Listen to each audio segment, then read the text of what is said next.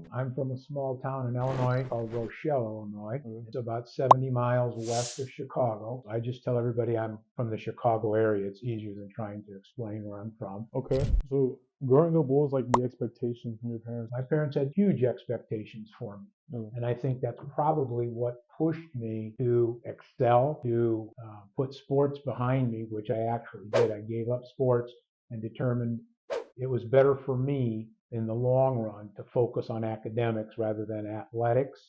I did that in undergrad, and luckily enough, I got into law school and became a lawyer. So the expectations on me were very high, particularly because there's only 2 males in the Rossi family. I have 22 first girl cousins, 1 male cousin. So the expectations were very high on me. Plus, I'm a first generation college graduate. My father was actually a football player at Purdue University. When he got an invitation from the United States Army to go to Korea for 18 months, which ended his college career, and he never returned to college. So I'm the first one in the family to graduate. So I assume you have your own children, do you? Yes, I have 4. Okay. So based on how you grew up, what were the expectations for your kids growing up? And what were some of the challenges of raising your kids, and what was ultimately rewarding for you? That's a good question. I have 4 children. They range in age from 38 to 27. My oldest is a boy. The expectations when they were growing up to excel in everything they did, whether it was academics, athletics, whatever, to do the best that they could do to get the best performance they could possibly give.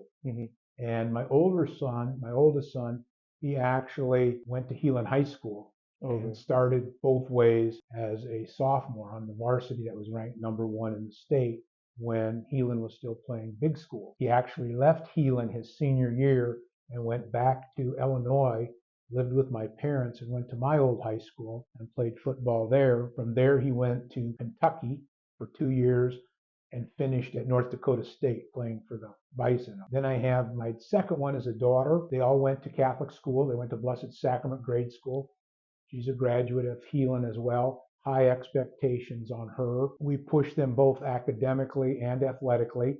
If they were involved in something, they were taught to give their everything. She graduated from Briar Cliff with a nursing degree and just finished her master's in health administration and works at the Dakota Dunes Surgical Center. My next son, he was a soccer player. He was more of a challenge than my other ones. He had a slight learning disability, so it took more time, more patience with him than with the others perhaps, but that was fine. That was rewarding to see him succeed.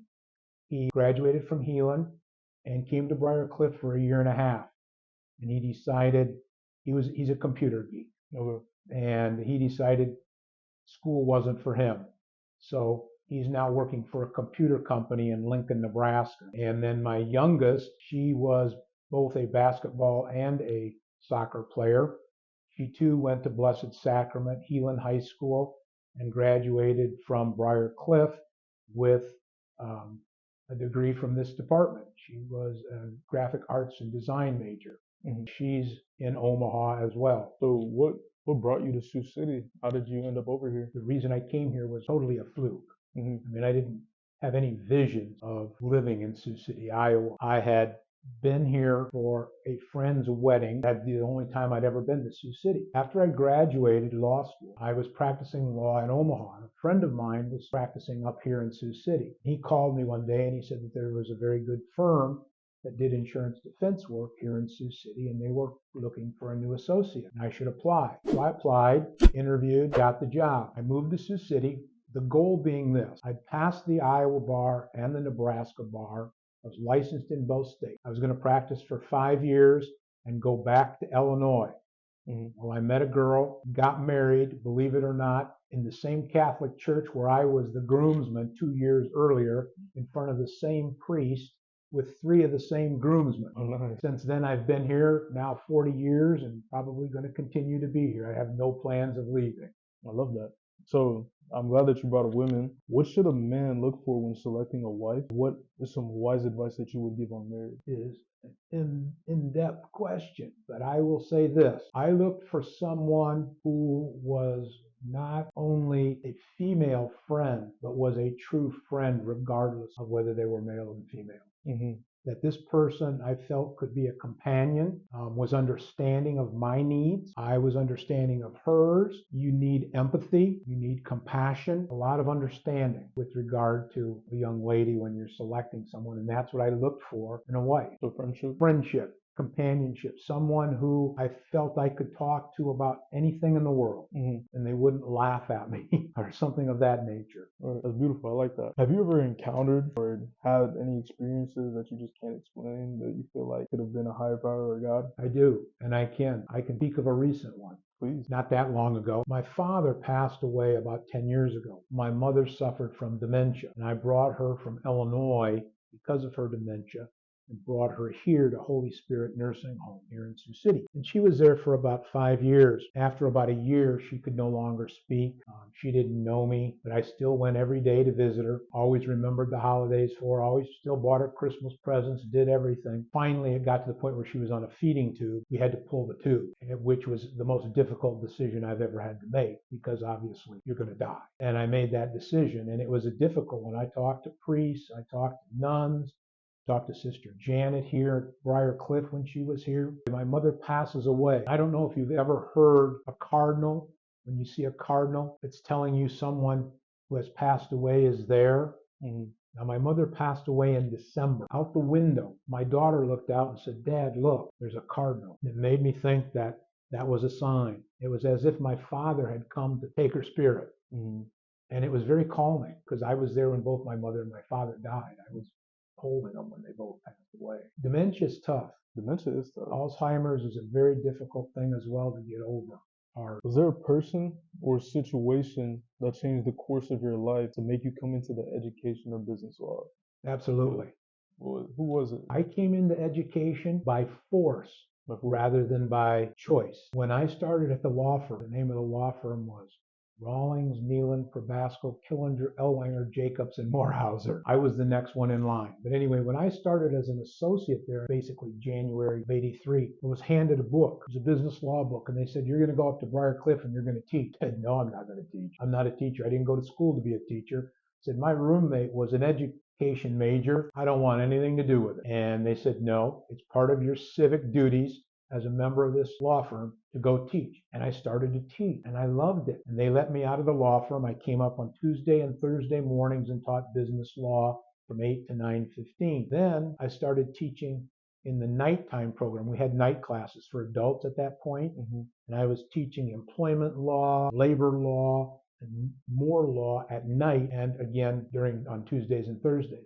Then I started teaching in the weekend. What happened was after 25 years of practice, I actually had 2 heart attacks. One was major. One was I was on an operating table and I coded, and they brought me back. And I decided after I had triple bypass surgery after that heart attack that it was time to change profession. Briar Cliff offered me a full-time position, and I said, "Yeah, it's time for a change. I'm getting off the hamster wheel and going to do something else." Good for you. And I became a professor. How is the world now different from what it was like when you were a child? And I'm talking outside of technology. How would you say schools, work, relationships between men and women, religious beliefs, or politics shifted over the years? Let's start with men and women.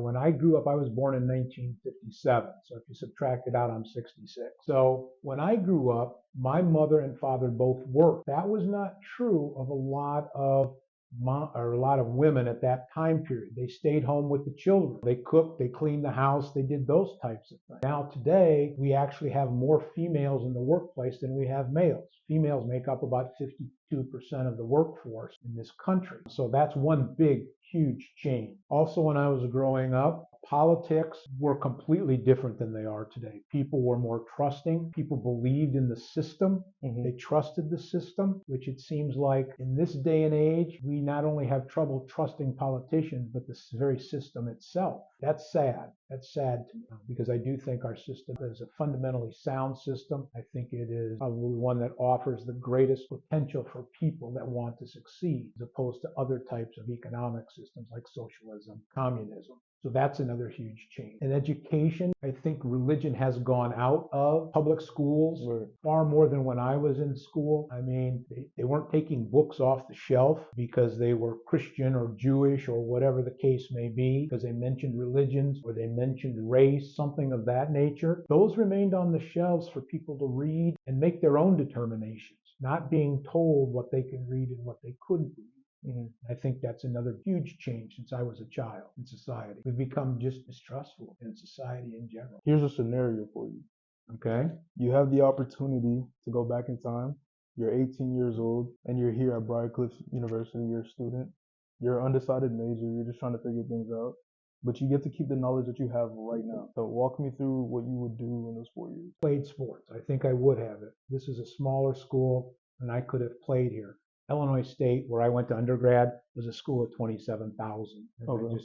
I was just too short, basically, is what Okay. I was told. I could see myself getting a business degree as opposed to the two that I have. I have a degree in legal studies and political science, are my two undergrad degrees. I don't know if I'd become a lawyer again. I practiced for 25 years here in Sioux City. I think I'd go back and go to medical school. Is it a money thing? Is it like what makes you want to go into med school? I just think it's intriguing. I think it's very interesting. I enjoy service. I enjoy helping individuals. I could see myself in that role. I just think it would be a great experience to help people and see them overcome illness, disease, things of that nature. Being a college student myself, I'm a marketing major. I feel like there's a lot of classes that you go through that you don't really need to take, that don't have anything to do with what you're going to become, you know? So my question is, what's your take on curriculums here in the United States? My take is I do think that there are certain courses, we want to call them liberal arts courses, for example, that are very important as a foundation to an education. I know I took like music appreciation, art appreciation,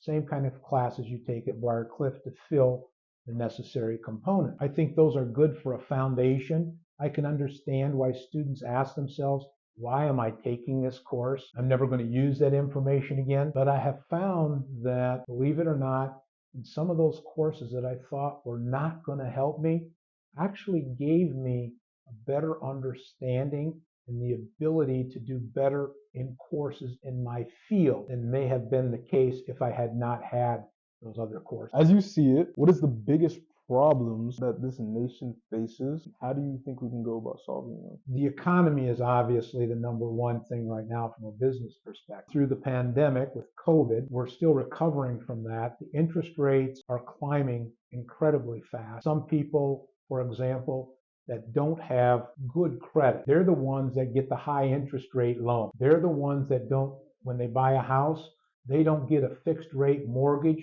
they get an adjustable rate mortgage. So their house payment is actually going up right now every month or every time they raise the interest rates.